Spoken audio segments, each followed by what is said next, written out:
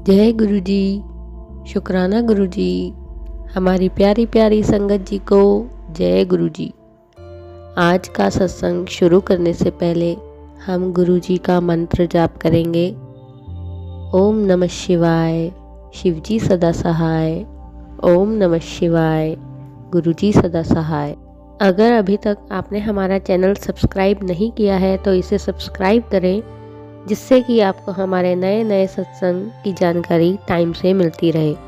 और सत्संग सुनने के बाद वीडियो को लाइक और ज़्यादा से ज़्यादा संगत के साथ शेयर ज़रूर करें। गुरु जी कहते हैं कि अगर कोई मुझसे दूर है और मेरे पास या बड़े मंदिर नहीं पहुंच सकता तो वो मेरे स्वरूप से बात करे, मैं सबकी सुनता हूँ। आज का सत्संग विशाल शर्मा जी का है। जब मुझे पहली बार बड़े मंदिर जाने का अवसर प्राप्त हुआ तो मेरे मन में 3 विशेष थी। एक स्कूटर, गुरुजी के यहाँ सेवा करना और मन की शांति। मेरे पिताजी मुझे स्कूटर दिलाने के लिए मान नहीं रहे थे। पिताजी ने कहा कि स्कूटर के बदले में मैं मोटरसाइकिल ले लूँ, लेकिन मोटरसाइकिल के साथ मेरा एक बहुत ही बुरा अनुभव रह चुका था और मेरा यह मानना है कि मोटरसाइकिल चलाने में ज़्यादा रिस्क होता है। लेकिन जब मैं गुरुजी के यहाँ आया तो गुरुजी के यहाँ आने के 1 हफ्ते के बाद मेरे पिताजी मान गए और मुझे स्कूटर मिल गया। इस तरीके से मेरी पहली विश पूरी हो गई। मैं निरंतर गुरुजी के यहाँ बड़े मंदिर जाया करता हूँ। इसके अतिरिक्त कुछ ही दिनों में मुझे छोटे मंदिर में सेवा करने का अवसर भी प्राप्त हुआ। मेरा वह अनुभव बहुत अच्छा था। इस तरीके से मेरी दूसरी विश भी पूरी हो गई, गुरुजी के यहाँ सेवा करने की। और मेरी तीसरी विश तब पूरी हुई जब मैंने अपनी 10वीं कक्षा के परिणाम को देखा। 10वीं कक्षा के परिणाम में मुझे 97% मार्क्स आए और मुझे बहुत ही खुशी अनुभव हुई। इससे मुझे मन की शांति का अनुभव हुआ। इस तरीके से गुरुजी ने मेरी 3 विशेस पूरी कर दी। हम जो चाहते हैं और जैसे जैसे वह हमें मिलता जाता है, हमारी विशेस और बढ़ती जाती हैं। अब मैं गुरुजी से बात करने के लिए बहुत इच्छुक था, लेकिन गुरुजी तभी बात करते थे जब वह चाहते थे। मैं बस उस एक मौके का इंतज़ार कर सकता था। जब मैं देखता कि गुरुजी औरों से बात कर रहे हैं, मेरा ध्यान इस ओर जाता कि शायद गुरुजी सिर्फ अमीरों से ही बात करते हैं। पर मेरी यह गलतफहमी जल्द ही दूर हो गई।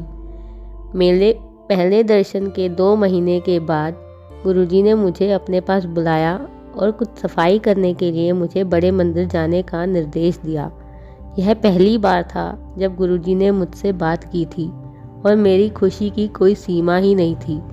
अगला दिन सोमवार का था और मैं पहली बार किसी सामान्य दिन बड़े मंदिर गया। मैंने वहाँ खूब आनंद उठाया। गुरुजी ने जब मेरी विशेष एक के बाद एक पूरी करी तो मेरा ज़िंदगी और अन्य चीज़ों को देखने का नज़रिया ही बदल गया। लेकिन गुरुजी का आशीर्वाद सिर्फ यहीं तक सीमित नहीं था।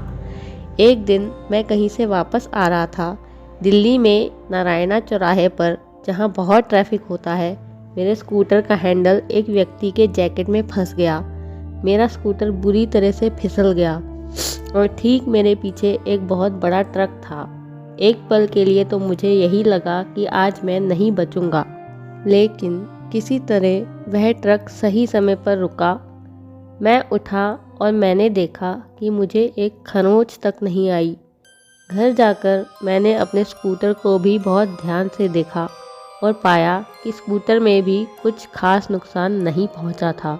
गुरुजी ने मुझे और मेरे परिवार को अपनी दिव्य कृपा और संरक्षण में रखा हुआ है और मैं गुरुजी से हमेशा यही विनती करता हूँ कि वे इसी तरह सदा हमें अपनी शरण में रखें। इसके बाद भी मुझे जब भी जो चीज़ चाहिए होती थी और अगर वो मेरे लिए सही है तो गुरुजी वो ज़रूर पूरी कर दिया करते थे।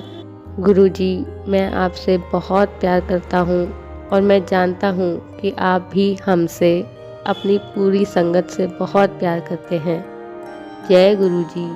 शुक्राना गुरुजी, आपका अनंतम अनंतम शुक्राना गुरुजी। सत्संग के दौरान अगर मुझसे कोई भूल हो गई हो तो मुझे क्षमा कर देना गुरुजी। सारी संगत जी को जय गुरुजी। ओम नमः शिवाय।